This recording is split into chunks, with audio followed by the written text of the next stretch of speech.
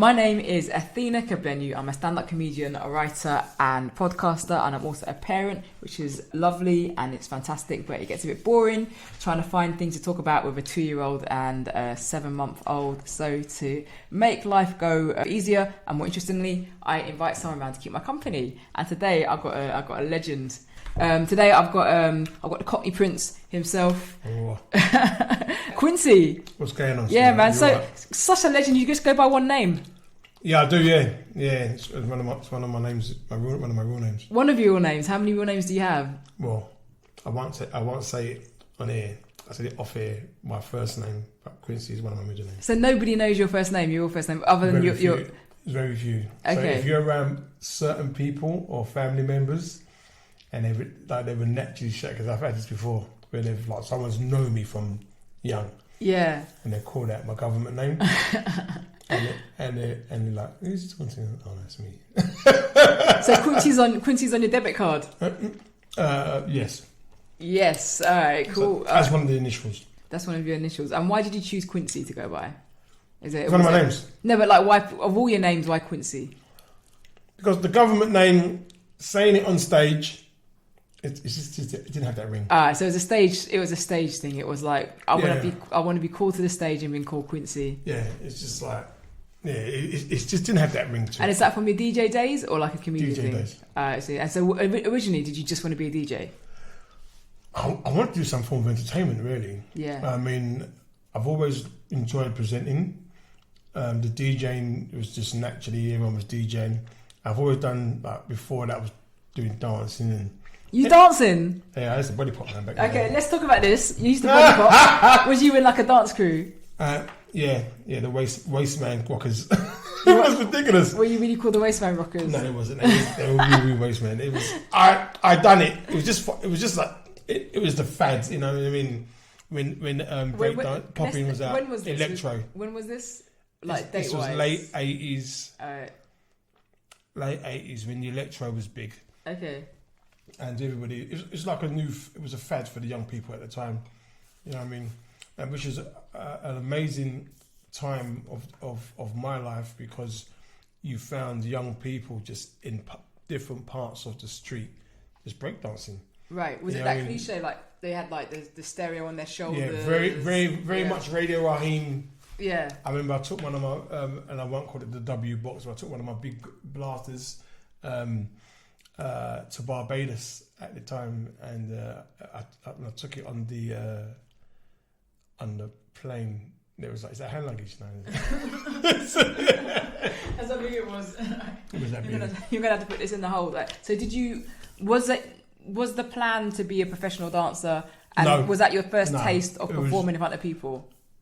It was just my first performing in front of people was me doing sports. Yeah. So I've always performed in front of crowds. I've always been naturally good at sports, and anything which I found myself adapting to or veering towards, it was just people was just involved. So from football to boxing, and then the DJing just.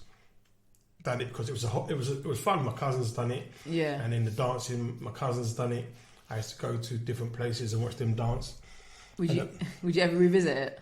Would you ever go back? Nah. Is there any the evidence dancing? No. Is there any evidence of the dancing? Those any videos? Hell no. It was good. It was in the days of when I was recording stuff wasn't the in thing. And it's a beautiful moment as well, because you live for the moment. Yeah. And just going back to what I was saying earlier on, there was a time where you see young people now hanging around or not doing anything. There wasn't a parts of London that you didn't see young people practicing dancing. Yeah. And it was guys who can have it, you know what I mean? But we was all different parts, depending where you're from. Everyone was practicing dancing or break dancing. There was music play, and that was people's 6 weeks holidays. Yeah. It was unifying. I was I remember my summer holidays, I was never in the house. And I come from a fairly suburban area, but it was just, you just don't stay in your yard. You go out and you do something. Our thing was riding bikes. So we were on a bike gang. So we would just ride around. And I couldn't even tell you what we did, but we would just gallivant. Yeah, we did have bikes when I was growing up. let's get nicked. So we just hanged around. And where did you go out Canning Town? Canning Town. Okay. Ferrier Point, Canning Town. Okay. Very notorious area. What at the time? Not now. Not now. At the time, it was very. I remember I saw my heard my first pub shooting. Wow. Pub. How old were you when you did that? When you heard you 8. pub shooting? You were 8 years old, and did you know instantly what it was, or did you have to ask someone? What's that noise? Someone's trying to get in the house. They just found out it was pub wars. It was pub wars. Wow. So there was the villains at the time. And that's white working class, like, villains. We're not talking about what people Pub wars. So you see how our young boys, like, go into certain areas and there's tension. Yeah. So Hackney boys won't go to Tottenham, or it was pubs for the old West Ham. Like, if you was from Canning Town, you couldn't go in a pub in Poplar. Yeah. I mean, you could until you opened your mouth. I mean, they were known. So there were pub wars, and there was quite a few shootings. And did you feel like you were being coming from like a black family in the area? Did you feel like you was in amongst someone else's business, or did you feel part of it? Does that make sense? Like, did it feel like well, the guys who owned the pubs at the time and like I went to school with, so I didn't know they were naughty. I just knew them from a different ilk. Yeah. So one of the guys I grew up with, and I still, if I see him today, brothers, his dad was a big boy in the ICF. What's the ICF? ICF was inner city firm West Ham. Wow. Okay, that's like a big gang. Yeah, that was like, it was notorious. Yeah. So you got guys like Cass Pennant. Okay. So he's Canning Town. So I went to school with their sons or their daughters. So when as young people, you just go around someone's house, innit? And my dad wasn't really, mum and dad, they was part of the community, but no one really troubled us. Yeah. And I think my dad was a betting man, so my dad knew those guys would bet. And it was very much, but it's kind of weird. As you get older, you realise, you know what I mean, the guys then, as much as you saw them, they didn't really give you any hassle. It was like, you don't really like black people. As you get older, you realise, well, because it's like, well, I remember hearing things like, oh, you're all right. Yes, other people. Yeah, you're fine. It's the other lot. So I remember distinctively when the first wave of Brixton riots kicked off. And I remember there was those, as a young person, about 12, I remember it was all over TV, and obviously the negative press young black men were getting. And I remember having a conversation, just chatting about it, and it was like, oh, was it, I thought I was me, because all the guys I hanging with were black and white, but we were all Cotleys. Yeah. And I remember some of the older lot was saying, "Would you think this is Brixton?" And that's what I didn't really understand. Yeah, and you think, and then you look back on it and you realise, oh, these guys think I'm just like I'm special. Like, they don't normally like black people; they just like me. And the minute there's more than us or whatever, there's going to be trouble. I remember my cousin having a birthday party, a 16th birthday party, and because like we travel, so there were family and friends from different areas, Canning Town or Forest Gate, different areas.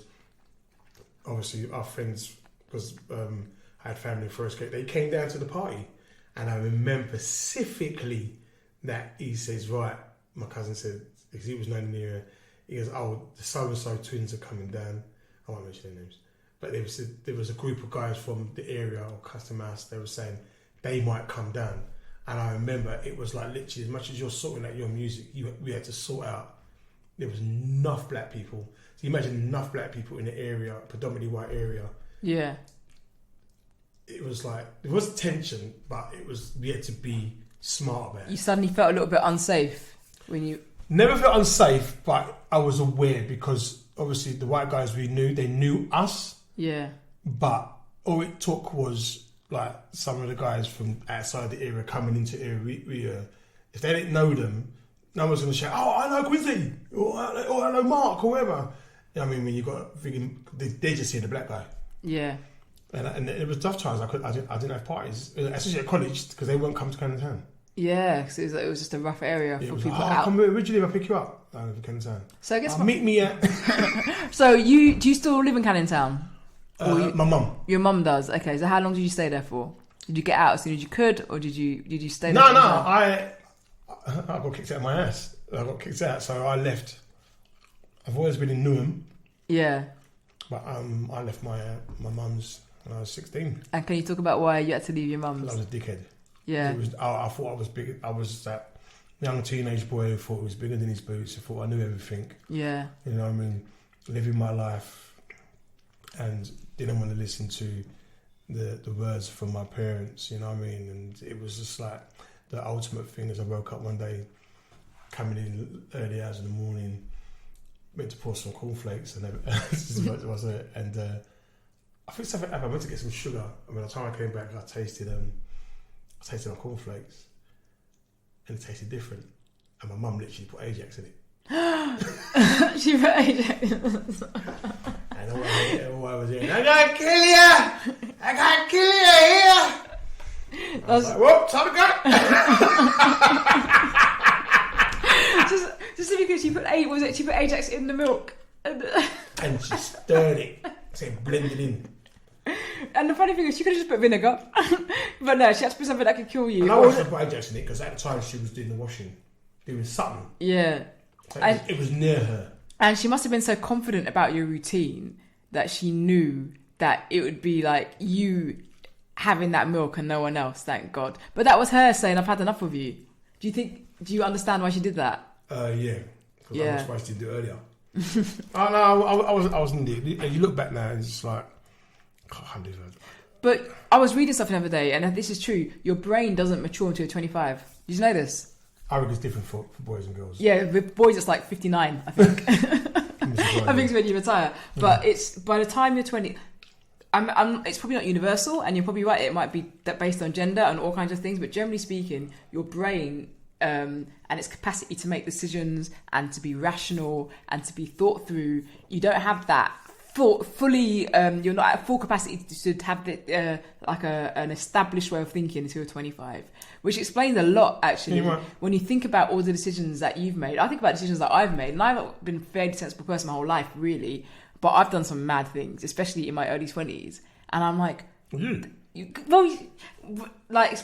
proportionately, not so mad that my mum would want to kill me. It's very hard now for me to say I've been mad when you said your mum wants to murder you. Because it's like, oh, okay, maybe... You you have an image of somebody. I just can't imagine...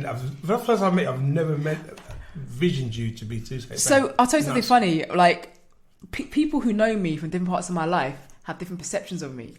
Does that make sense? Okay. So people who know me from maybe like my early 30s to late 30s think, oh, Athena looks after herself, professional, reads a lot, keeps herself to herself. People who know me from my 20s are just like, girl who was sick on a bus a lot. A lot. So it's really funny when I had, I've never really had all my friends together before, but I had a baby shower for my first baby. And everyone came like from everywhere. And it was so funny watching people from different chapters of my life like mingle and be like, nah, Athena wouldn't do that. And it's like, you know what, I did all those things. But similarly, people who know me from the past can't believe that, you know, that, look at this man, I've got a dishwasher. You know what I mean? I suppose it's crazy. You meet different people as you mature through age and different lifestyles. I can imagine that. Yeah, you do. But it's not, having said that, it's not like I'd never like stole a car or nothing like that. With me it was more my drinking, my socializing, not really having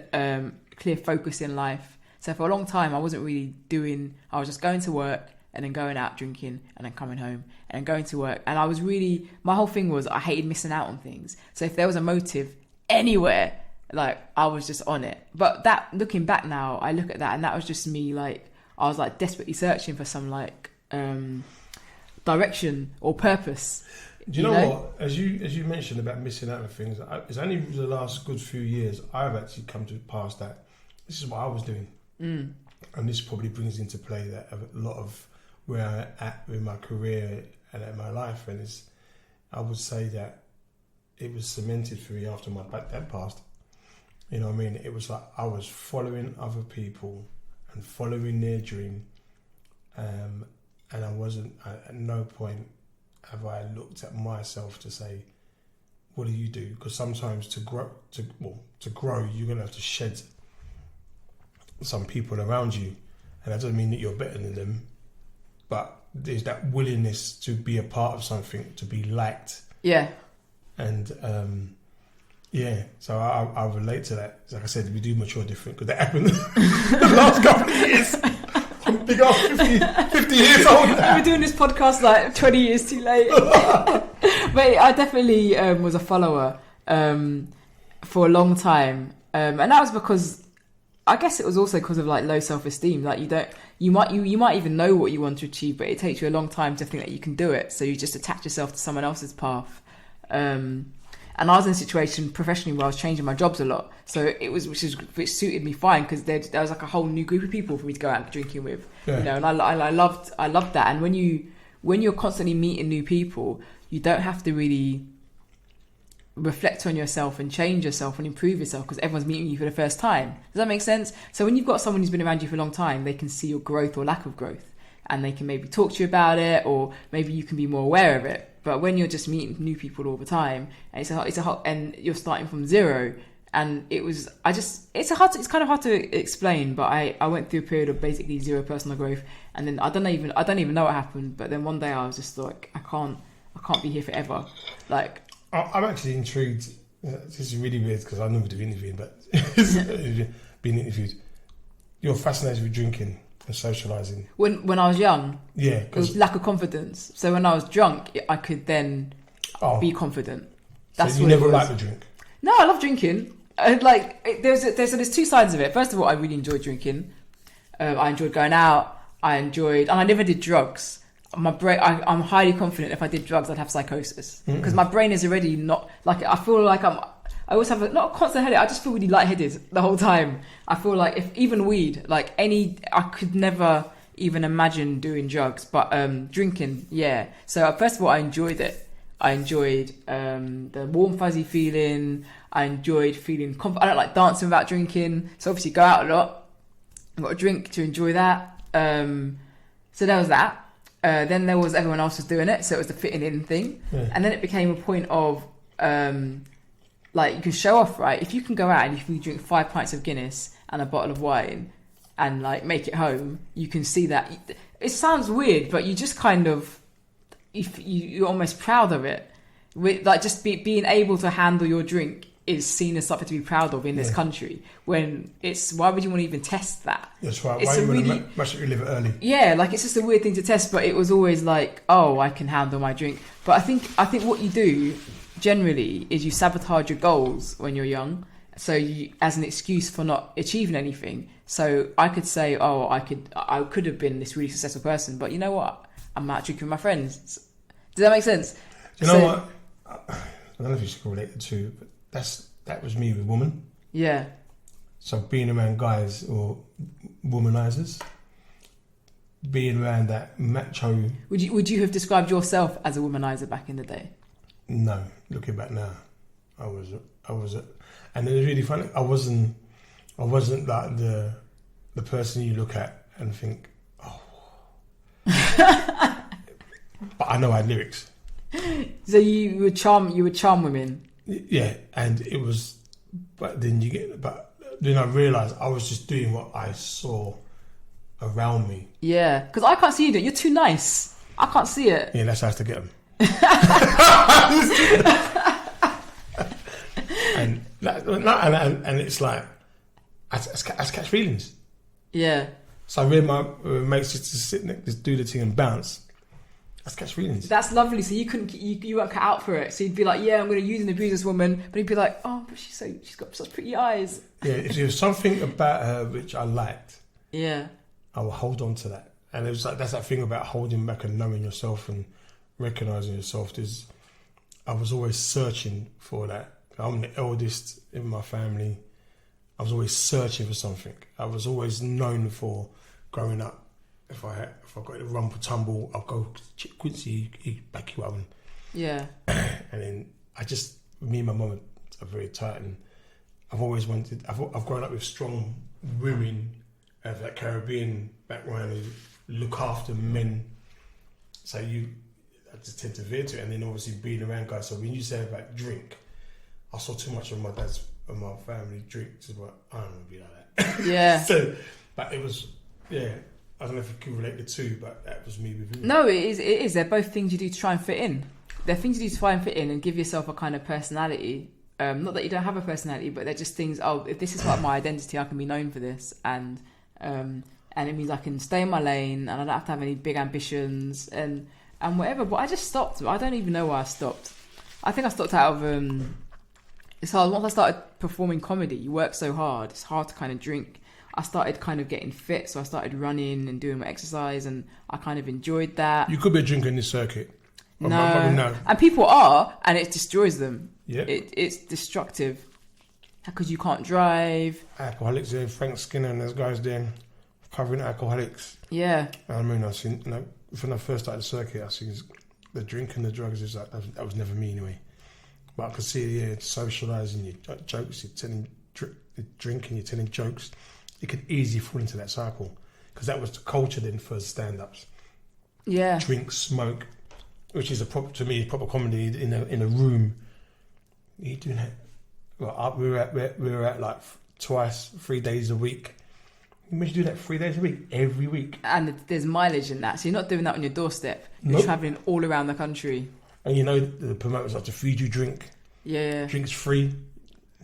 No, I never. That's the one thing I never. And even when I was on the open mic circuit, it was never. Partly because I was really antisocial. So two things changed about me. I stopped drinking and I started to get very selective about who I spent my time with.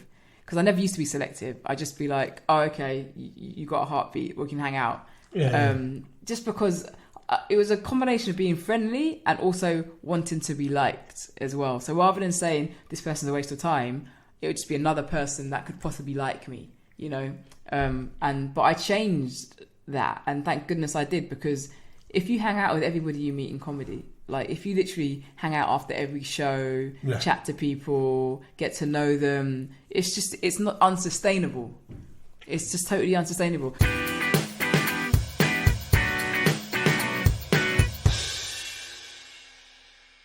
So with comedy, you said you're on the circuit. How you've always done what we call the mainstream circuit, or I say white gigs, but the mainstream circuit. Is that where you started? Did you start off on the white shows or black shows? Black shows. Okay. I've done 3 or 4 black shows, and then I was asked to do a white gig, and it was the first. So growing up in pubs. Round pubs. Yeah. I didn't go in pubs. To me, pubs for white people. That's not my culture. Never really knew.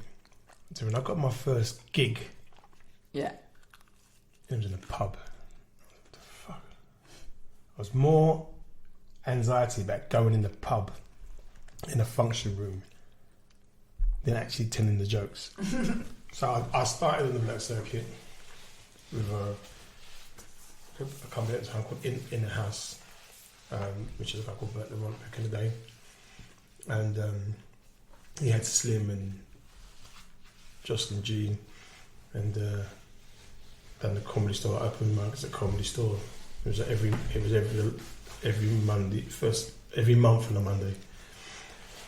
Done a couple of those shows. Then I done a Wolf from Stove show, died on my arse. And I think that at the time, I know why I died, because they wasn't used to this black guy talking Cockney. Okay. And I made a beeline to say I'm not here to trivialise Bajans. So I'm not just going to do Bajan jokes, and that's my niche. And there's a lot more to me. So anyway, I think out of my little crop of comedians, I was probably one of the first to go and do the white circuit and regular. And do you think that? So I think as a comedian, one of the biggest skills you can have is to play any room. Yeah. That's what I think. I think that it's all very well, like, no matter what success you have in life, if you're a comedian that can play any room, you're probably better, to me, than a comedian that does the O2, even though I probably prefer to do the O2, given the choice. In terms of skill and talent, if you're the guy that can go to play any room, that makes you better. Did you see doing white gigs as an opportunity to just become a better comic? Or would you just go, I'll just take the money? And No, just a gig. yeah, just another gig. Just another gig, and just developing my name. And I think I was more happy again that I rang up and they said, yeah, come on. And even though it was open mics, Yeah. but it was just the fact of when we do black shows, because we do shows, we Yeah. do clubs and circuit. So to do a show, you could put bums on seats. I was known for DJing. Yeah. I wasn't known for comedy. So this comedy audience, people knew me, but they knew me as a funny guy from the area. These are the black shows. Black shows, yeah. So so when you try to get on a show, you ring up on the black promoters and I don't know who you are. Yeah. So I said, all right. So, but the white circuit, they just come. Yeah, you can get the advantage to the white circuit is that you don't get paid very well, particularly at the beginning, but you get stage time. And the opportunities were bigger then. Yeah. As in the case of you never know who's going to see you. And it's that thing of just mentality. It's like someone could see you and you could have a little something about you and say, I like that. Yeah. I can use that in a TV show. Black circuit, it's like, can you put bums in seats? Yeah. Is this guy or girl going to be funny? How much people's coming through this door? You know what I mean? And it's more pressure probably from the black circuit for promoter to book you if they don't know you. That's why I've changed that notion. Yeah. Why do you think more black comics, particularly from like the time you started, haven't gone into the mainstream circuit? Is it because they haven't been playing the circuit, or because the circuit has like not been interested in them, or is it a bit of both? Black comics, I just didn't think they did. It wasn't for them. Yeah. It just wasn't for them. Slim never done as much mainstream shows as I did, but he's far more prolific than I was. Yeah. He's known in the circuit, and then if you're one of the mainstream black comics and you're eating food regular, why would you want to?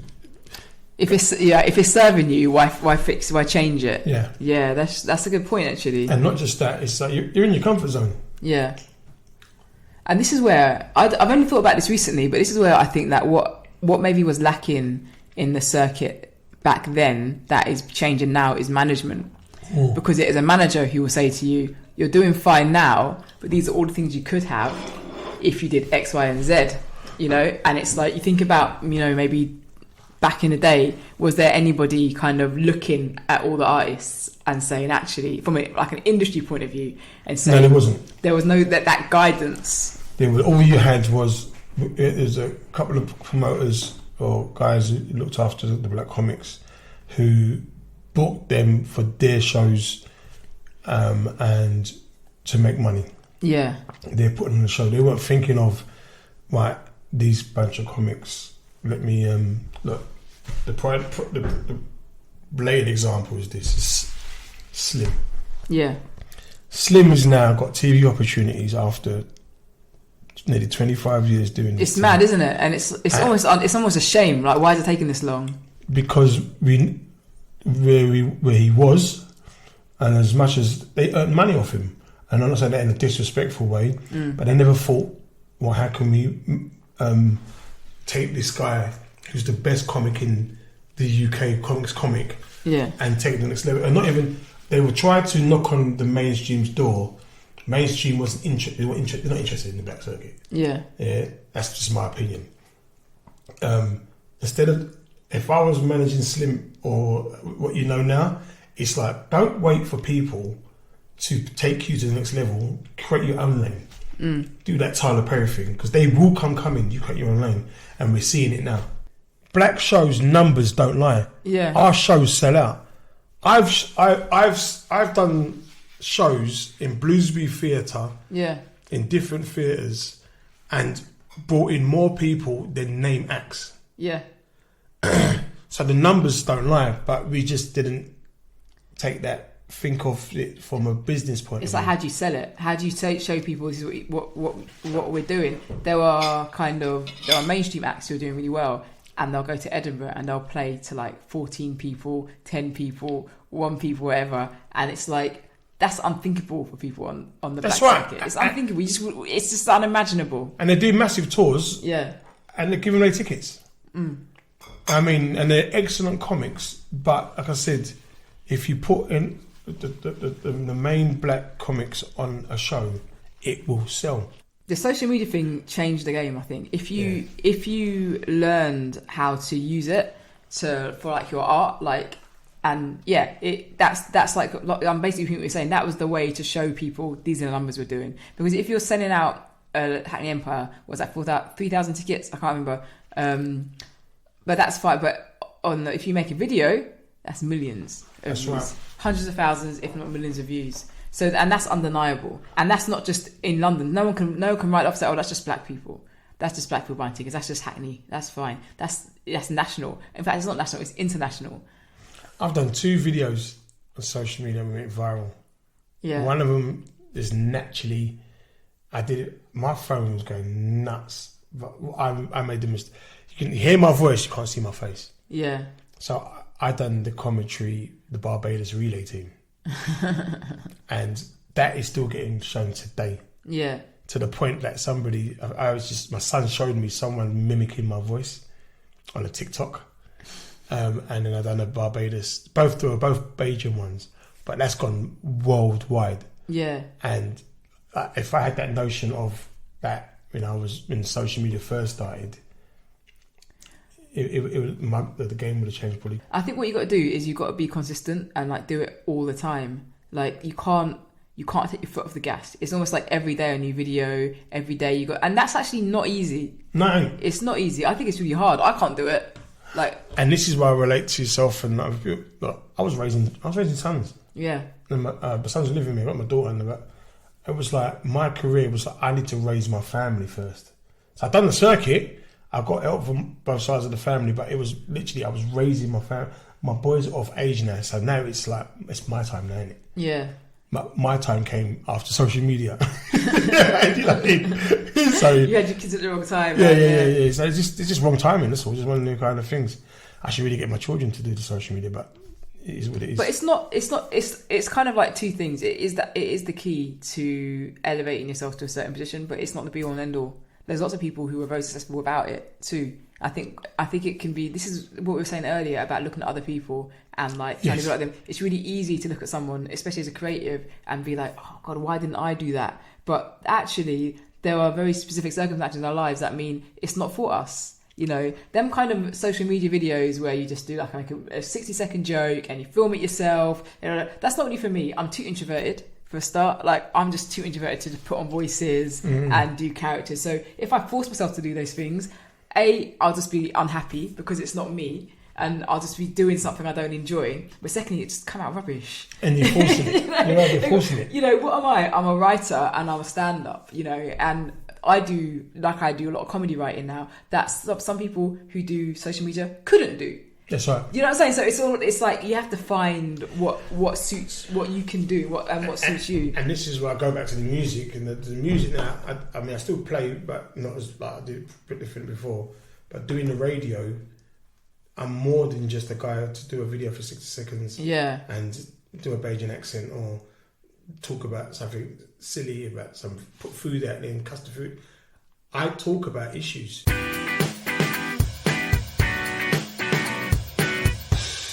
So let's talk about Supreme FM because you've got your show on Supreme FM. What's your ambition for the show? Or tell me about how that works and what you. So basically, Supreme. When I first started on Supreme, I was just playing music. And then one day, I left all my vinyl. I left half my vinyl in my house, and I said, I haven't got enough music for like. So you're at a gig and you forgot your vinyl basically. No, I was doing my radio. I was going to do my radio Supreme, show. Yeah, Supreme. So I selected my music. What I'm going to play. I don't know what happened, but I took the wrong bag or something. So my show was like 3 hours. And I'm like, and I got there and it's like, I had about 8 records.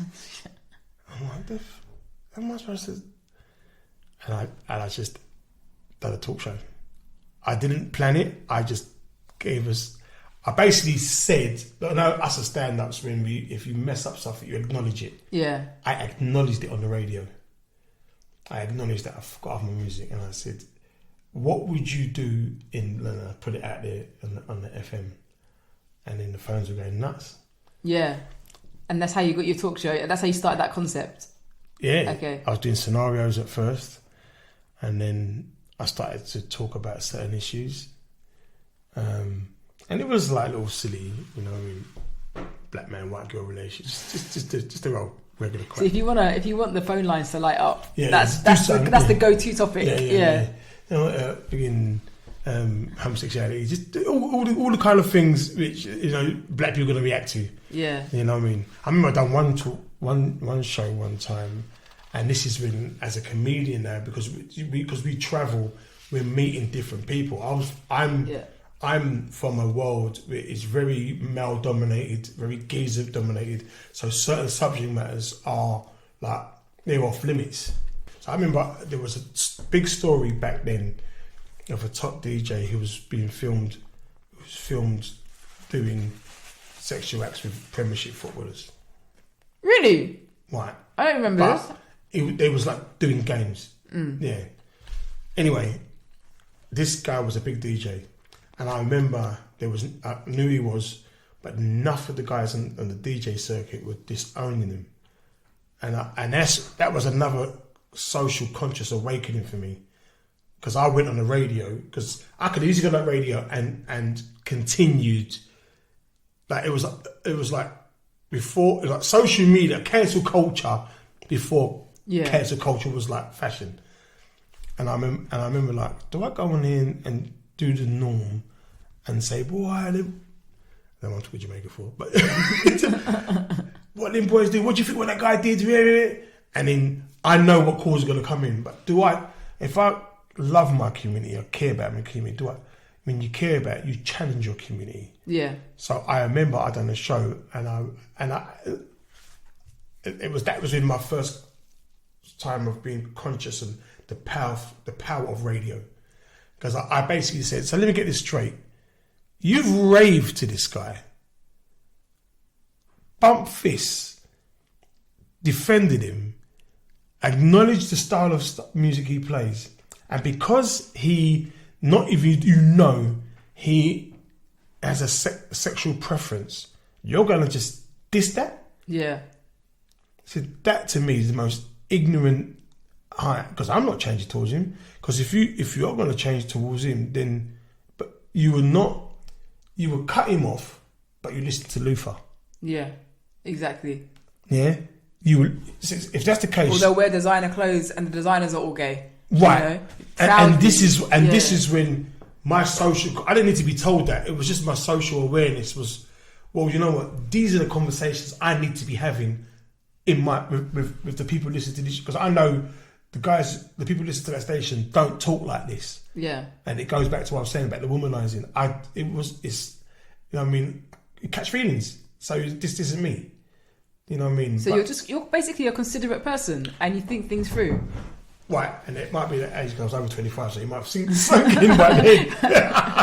I think what you're saying is, what I've noticed, particularly in our community too, is sometimes we don't make decisions based on us processing facts. And logically, we look around us and we say, well, this is our tribe, and the tribe has decided this. So like before we started recording, we talked about the vaccine and how a lot of people aren't taking it.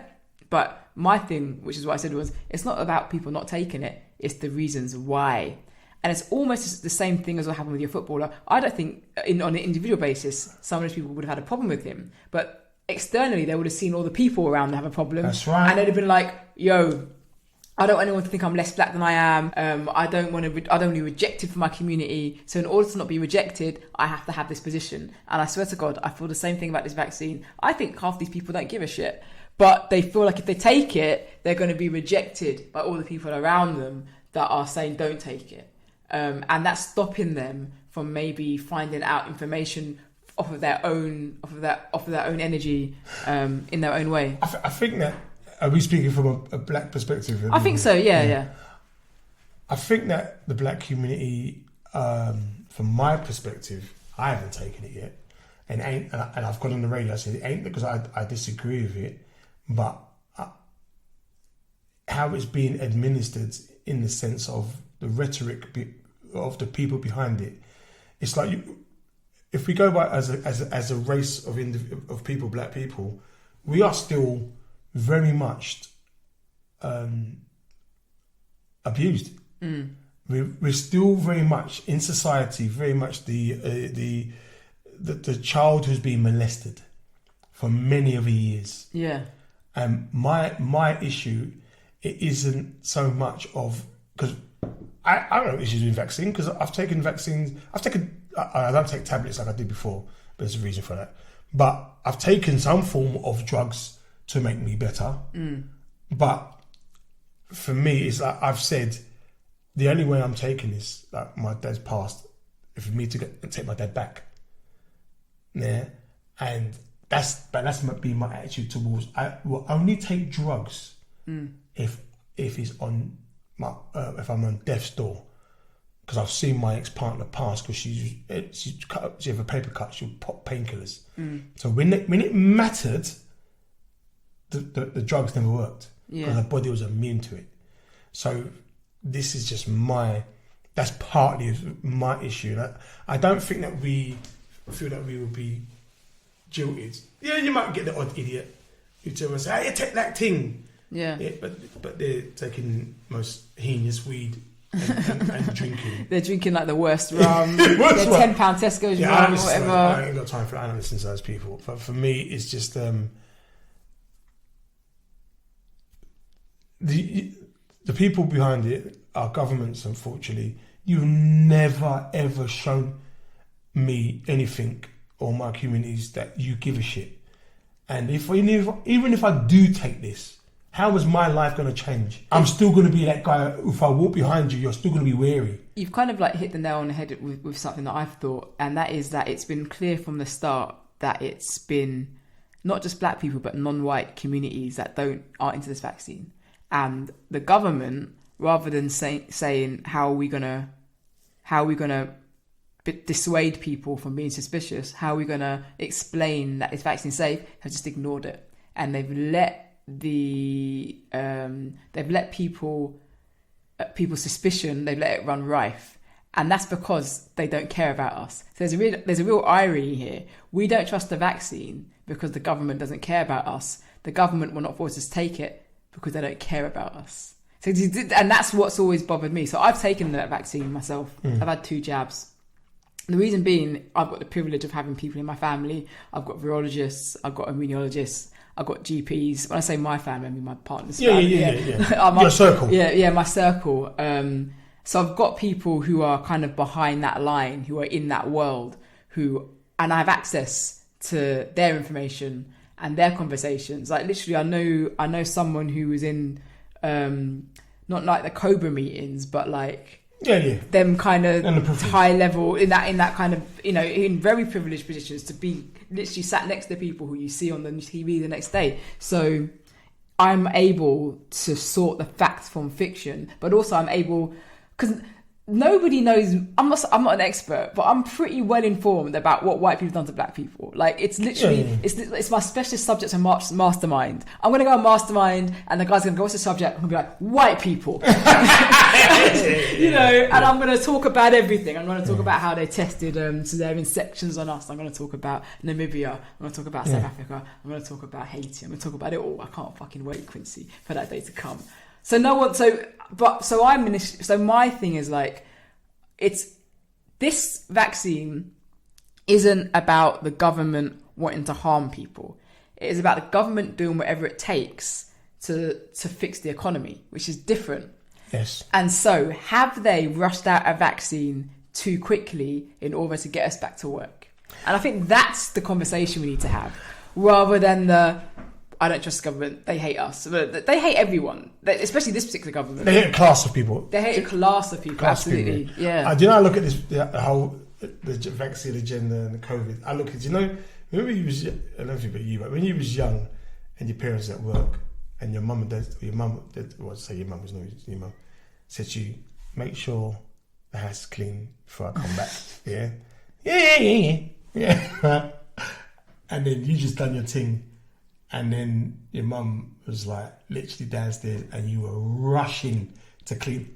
This is what our government... It was really weird watching the news, and it's still happening now, where the news would be like, oh, we've done X million jabs today, or X million jabs today, and it's like a league table of jabs like a race. And I was like, this is the strangest race I've ever been part of. And it's feeding, again, into the idea of something not being quite right about this, about our bodies being used as an experiment for some other gain. Like, the government don't care whether this is safe or not. What they do care is whether they get to win the vaccination race. Now, which is financial.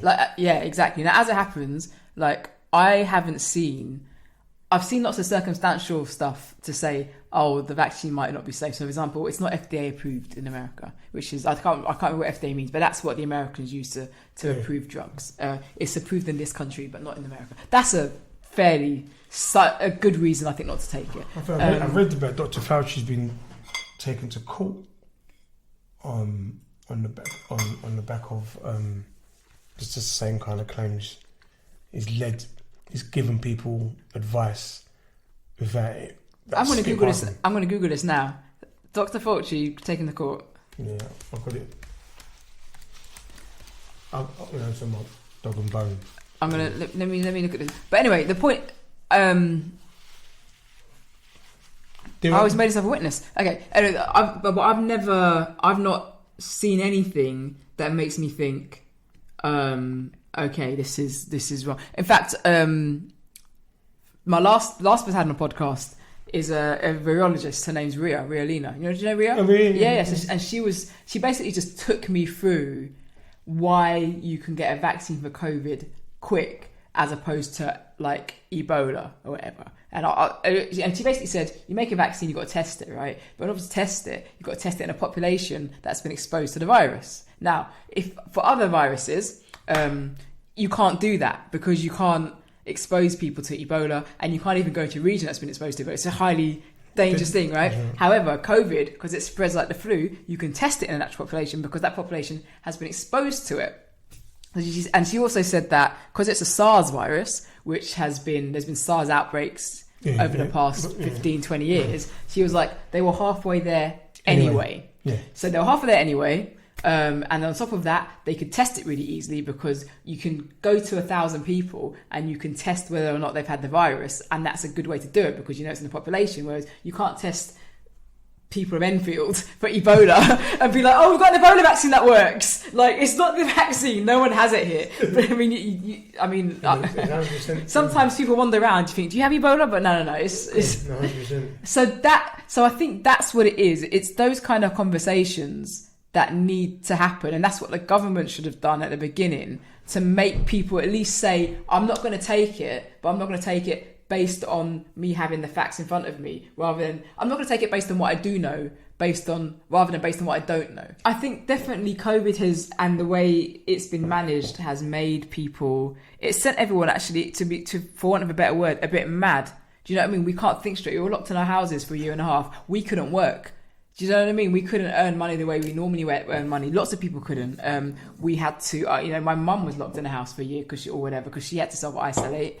And that was a hard thing. That I think that's traumatic. I think it's a trauma. And now we're coming out of this trauma, and we're expected to have trust in this government that wasted money. This government that has lied to us repeatedly. This is a government that has basically given contracts to their friends. It's a corrupt government. I think we can confidently say it's a corrupt government. And now we're supposed to trust them. I can't trust no government with the leader don't even fix his hair. This is a really good point. No, it's not like this person. We're supposed to believe him when he says this mass vaccination program is safe. When you're right, you can't even look in the mirror for it. But worse still, he purposely gives us this impression of a scarecrow because he chooses this. So that's what You can't tell me how much picking you got.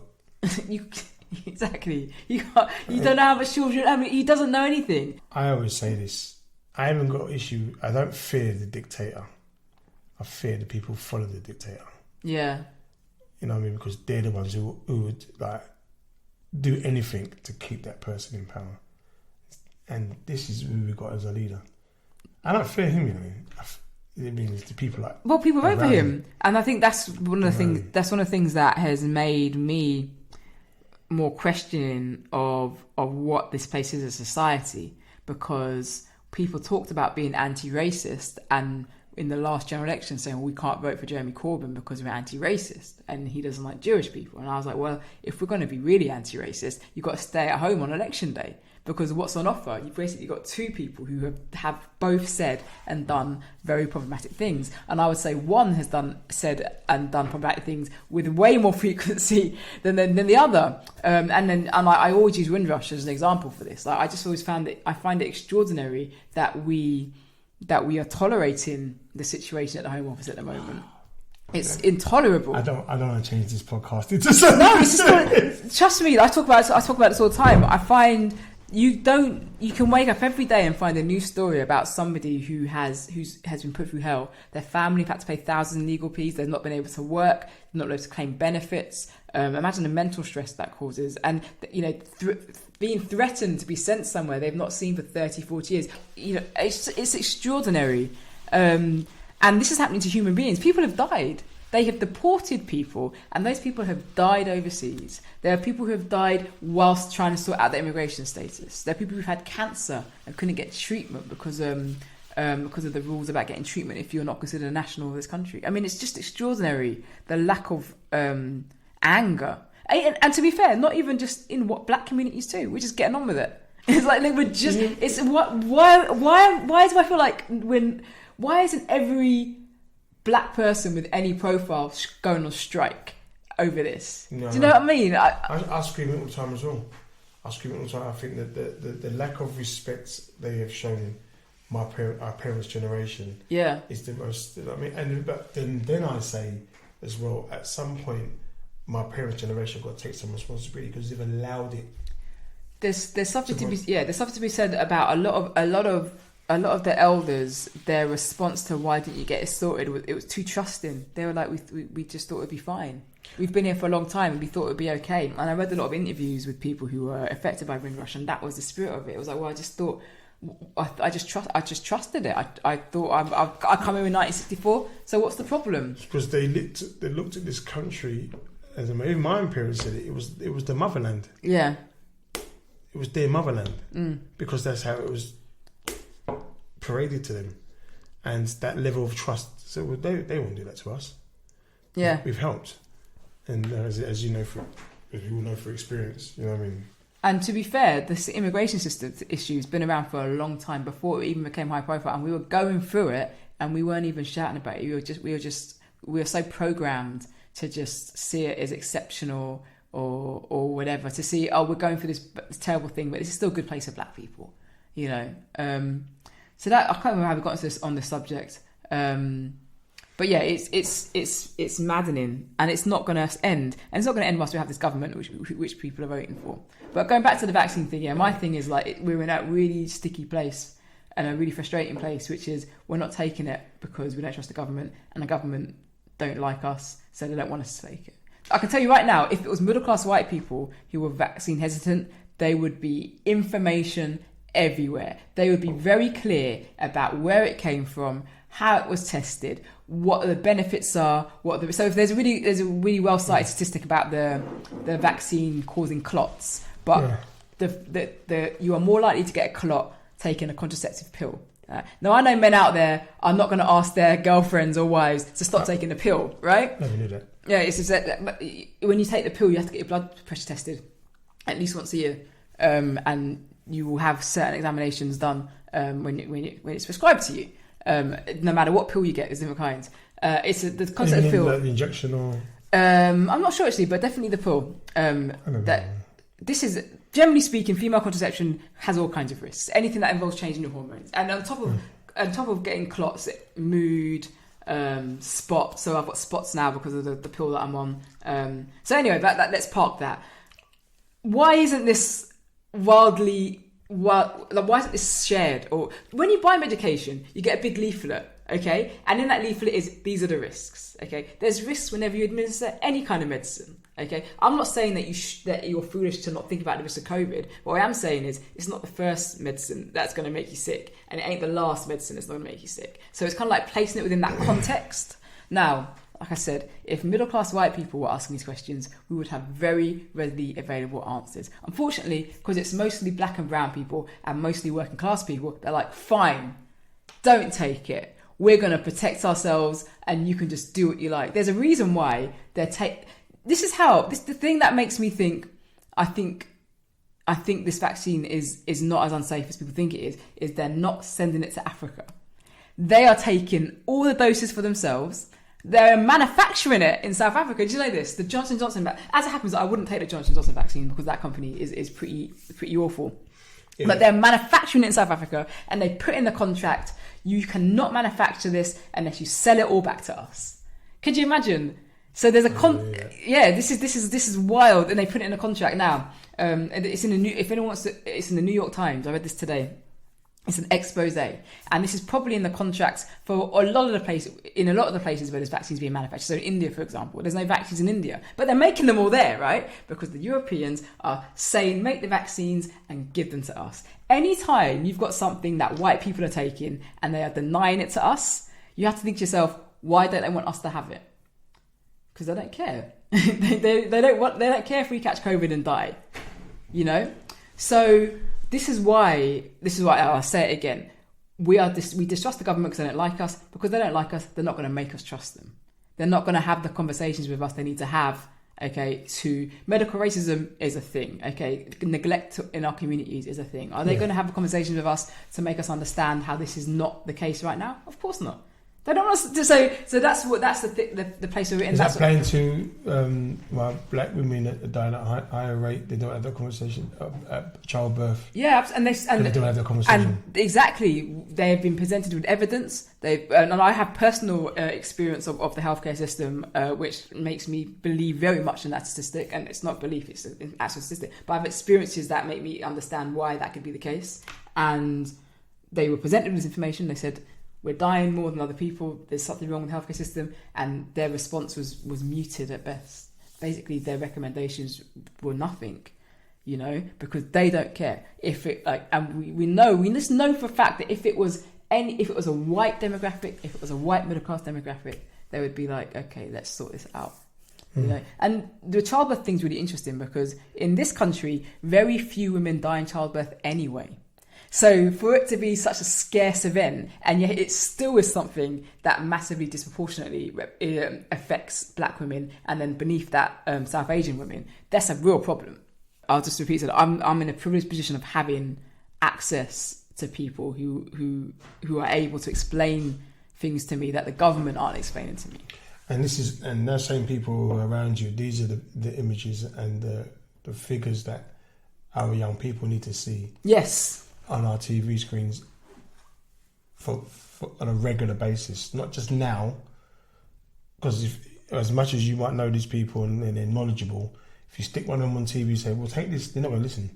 Because I don't see those people regular in my everyday life on This Morning or News at Night. I don't see them people talking that smack. So why do you roll them out now?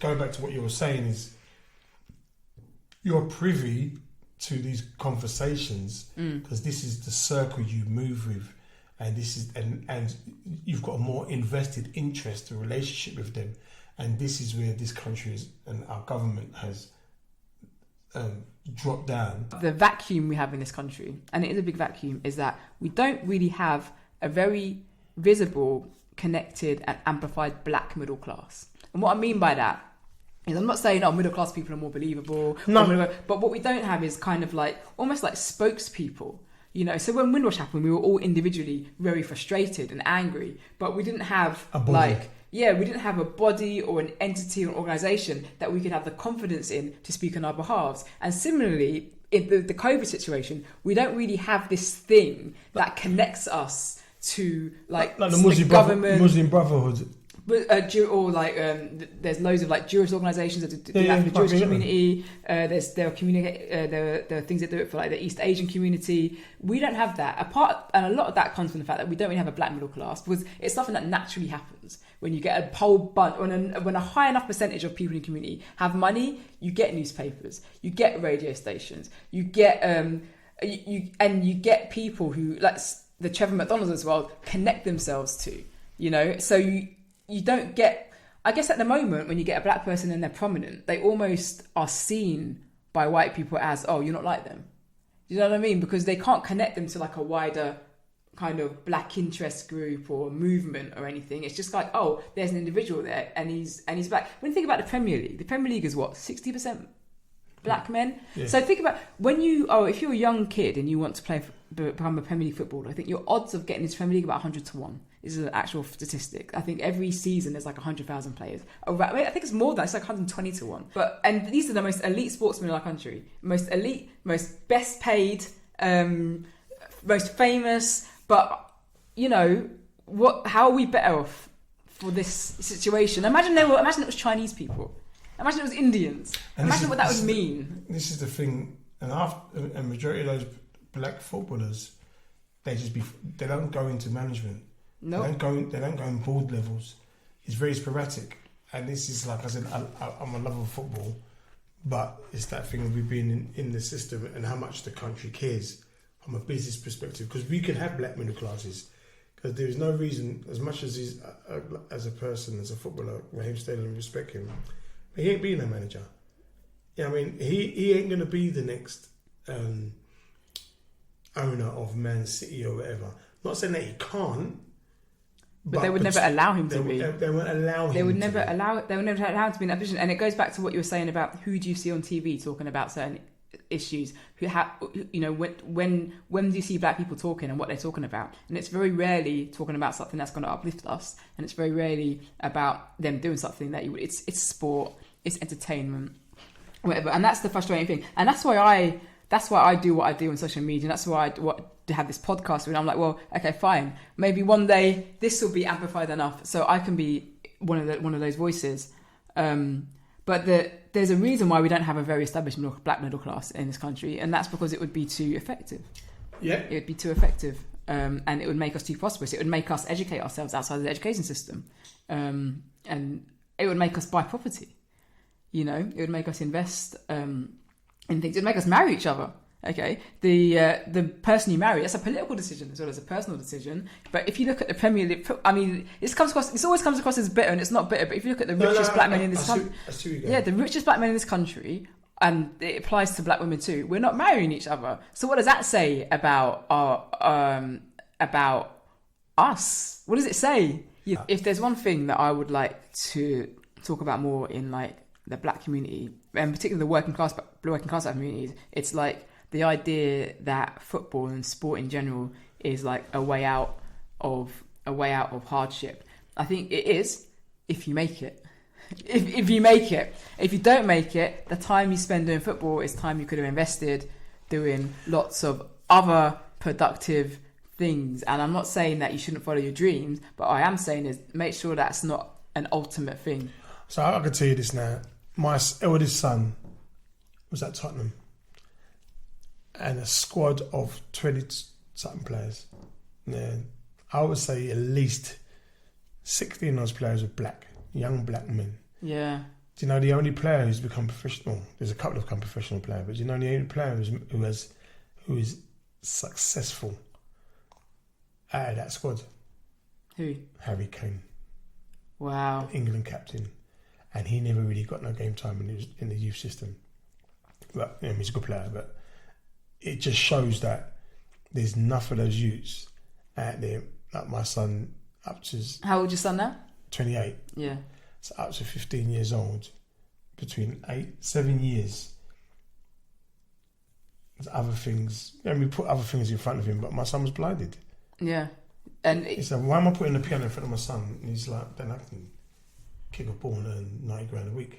Yeah, exactly. And that dream is really, like I said, 120,000 to 1, if that is, and it's, I don't think, because we are exposed to football almost daily, you know, because we're exposed to footballers so much, we don't understand, or we don't have a concept as to how elite they are. We're talking about the best. To be a Premier League footballer, you've got to be one of the best footballers in the world. Right? So there's 7 billion people in the world. You know, so you can dedicate yourself to your craft, and you can put all your energy into it, and you can practice, and you can eat the right things, and you can do all your sit-ups, and you can do all your pull-ups, and you can train, and you can watch football, you can train, and you might not, and it means nothing because it's a lottery. It's a lottery. And and I wish we understood that more. I hated people talking about Raheem Sterling's narrative. I don't want young working class boys who are struggling financially to think they're going to be next Raheem Sterling. I want them to think they're going to be the next accountant or the next lawyer or the next doctor. The next person who gives Raheem Sterling the money. Yeah, exactly. The next property mogul, the next business owner, the next clothes designer. Do you know what I mean? The next anything. The next anything. There's any... Open up a university perspective. It's so big, there's shitloads you can do, right? Yeah. And that narrative, the reason why they kept telling us that narrative, because we still want you in that lane. We still want you giving this information to your children. And we don't want them thinking any different. And that's not to say I don't respect Raheem Sterling for... that's not to say I don't respect him for his journey and where he's gotten to, and his family for supporting him. But we're not all going to be... There's only 11 people in the England squad, right? So we just want to save 11 black boys. That's it. It's crazy. So that narrative. Oh, sorry, I don't know. I have to shut this off. So that narrative is really destructive to us. Really destructive, and unproductive, and it keeps us where we're at, and it's a real shame. Yeah, 100%. But that's it. Okay, I've got to go pick up my child. So that's a bit of an excuse in the family. I mean, children come first. Yeah. Quincy, thank you so much. We didn't even talk about the Polari. Just to shout out to the Polari, just for people who won't know this, I made Polari once, and I swear every time I see you mention this bloody Polari. Every time I see you, I must have put it on Instagram, and every time most times when I see you, you mention it, so I thought I'd make you Polari today. Yeah, Polari is nice, right? I'm glad you enjoy it. Quincy, thank you for coming around to keep my company. I really enjoy this chat. Anytime, appreciate it. In these troubled times.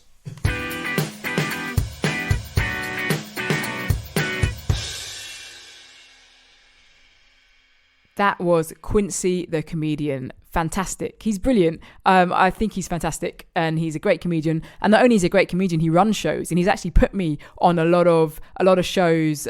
Some shows I've done really well, some shows I've not done not so well, but he's always said, Athena, keep doing what you're doing. Yeah, keep doing what you're doing. I see what you're trying to do. I see what you're trying to do with your art, and I appreciate it. And that has done wonders for me. Without that support, I don't know if I'd even be doing comedy, because you need that. You need someone to see you fail and like you, as well as the people who see you do well and think you're great. You need people to see what you're trying to do, even if what you're trying to do isn't quite working at that time, if that makes sense. Anyway, whatever. Quincy's a supporter of me, and if you want to be a supporter of him, find him on Instagram and Facebook. You can find Supreme FM on the internet too. Just Google it and you can find out the details about his shows. He talks to people from the community, and he has really positive and interesting conversations, and he platforms a lot of people on that show of his as well. So big up Supreme FM and big up Quincy for all the work he does on it. I'm Athena Kabenu. You know that already. I'm a stand-up comedian, writer, podcaster, and a little bit of this, a little bit of that. If you want to support me and you don't already follow me on my socials, I'm on Twitter and Instagram and on Facebook too. If you like this podcast, do what you do a podcast that you like.